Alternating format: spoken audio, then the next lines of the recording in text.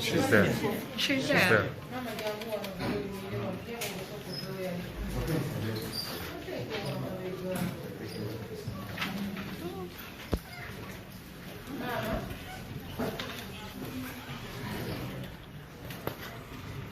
So we have had a conversation and with Nicole's, what's her name? Pretty Nicole.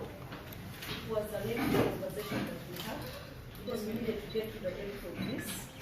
We had it in camera because that is a child. You are 18 and she's 14. Couldn't expose her, needed to hear from her. And what we have had, she has prayed that we sentence you to 5 years imprisonment. She's hurting and she's crying. So before I sentence, Council State, do you want to say anything before I sentence?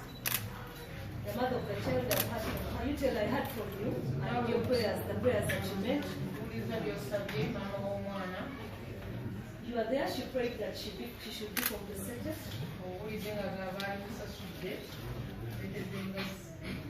You heard that, she told you that she wanted to compensate her child. But Pretty Nicole is hurting and she prays that because this was not the first time you were doing this to her. She burst and cried, she broke down and she said, "Court sentence this Katfa queen 5 years imprisonment." So, Council, what do you want to say before I sentence? Do you have any prayers to make? I make my final decision. We have a prayer to make to this court in respect of rehabilitation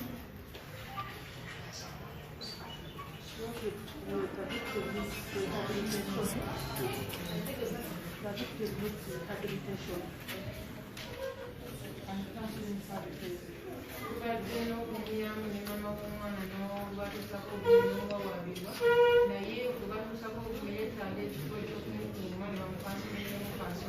So that she can be told to live a responsible life.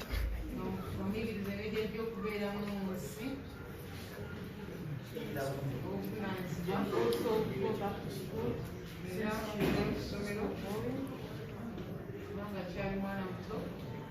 So in the premises we're praying for photographs and order so that we can be sent to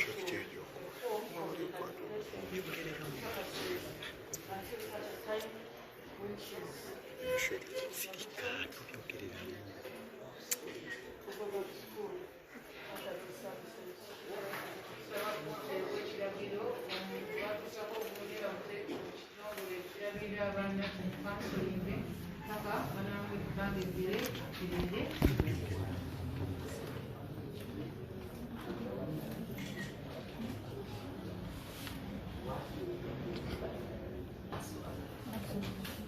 So I heard from you and I think I have to sentence here.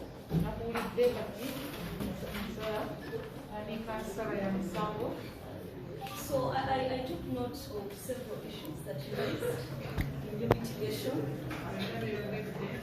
that you are very young girl, you just made 18 years old, that into consideration, and you appear remorseful, you've been apologetic from the time you are presented before this court. You saying so that God forgive you.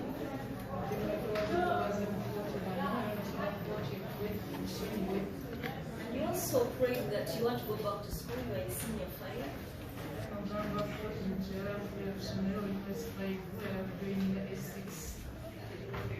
All that into consideration. I stood over the court because I needed to hear from the victim herself.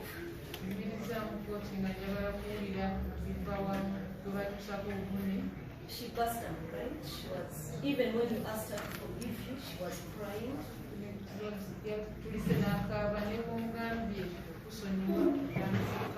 She looked at you and she told you that it was not the first time you've been fighting for men. It's not the first time that you've been calling her, pouring on her alcohol, insulting her.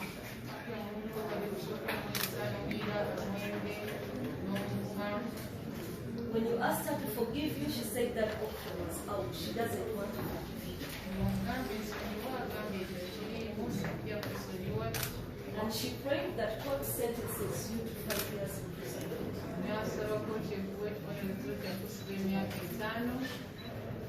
So it is the duty of this court to pass on a message to young girls like you. You are very, very young. You just made 18, fighting with another of 14 over a man. We cannot encourage this in our society.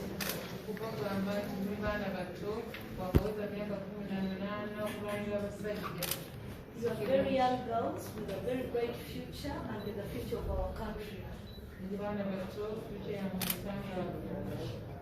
I would not, God cannot condone that kind of violence in our society. We don't condone it.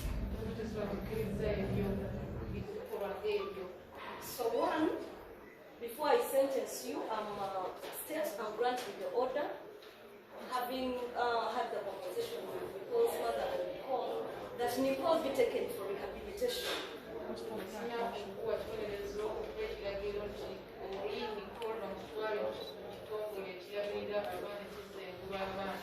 She needs time to be rehabilitated. She can go back to school. Then for you, Katfa, Queen, is that your name? Having taken all that into consideration,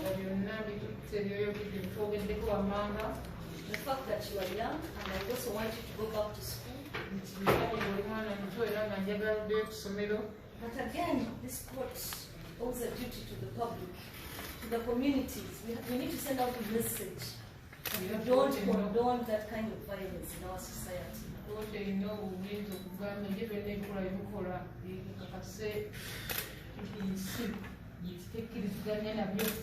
So this is a deterrent sentence to you and other young girls out there. I want you to be an example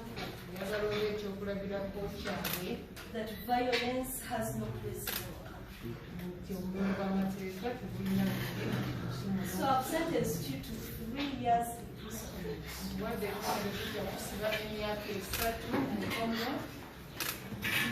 a right to appeal if I'm being so harsh.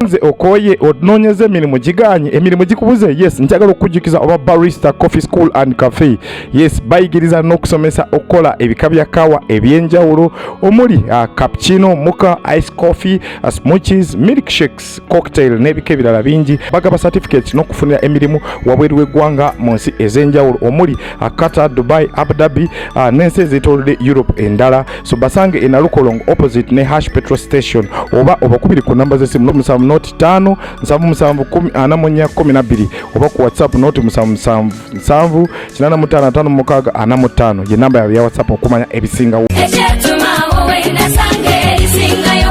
Omuzadde nkwanjulira amasomero agegulidde erinnya mu kugunjula n'okubangula abayizi ku mutendero gwa nursery, primary ne secondary ye Hope Junior School ne Hope Integrated Secondary School agasangibwa Ekyetume mu district y'e Lwengo ku Lwembalala. Hope Junior School tutwala abaana okuva ku baby class okoma ku kyomusanvu ate ku Hope Integrated Secondary School tulina one A level nga tusomesa n'ebyemikono mukadde kano okuwandiika abayizi kugenda mu maaso okuva ku senior esooka okoma ku yokutaano era ng'abaana basukkuluma ku bannaabwe mu nkola y'omu kibiina kwoteeka ne bamulekwa baweebwa bursaries. Essimu tuli ku 0703 145 230 ne 0779 703 575. Abakisoboka Furniture Center beba kabaka mu kutunda n'okukola sofa sets ez'enjawulo omuli ebikanga German beds, tiles, bakola wardrobes, sideboards, office ne school decors kosa dining tables. Gwali okumpi newala tukola deliveries n'okugaba discounts ku buli kyogula kosa n'okusomesa abayizi. Tusange ku Entebbe Road ezana mu kiko oba tukubireko ku 07 37 0379 oba ku WhatsApp yaffe 0782 318 88 ana mu mwenda. Kisoboka Furniture Center kyokuddamu ekyo erifa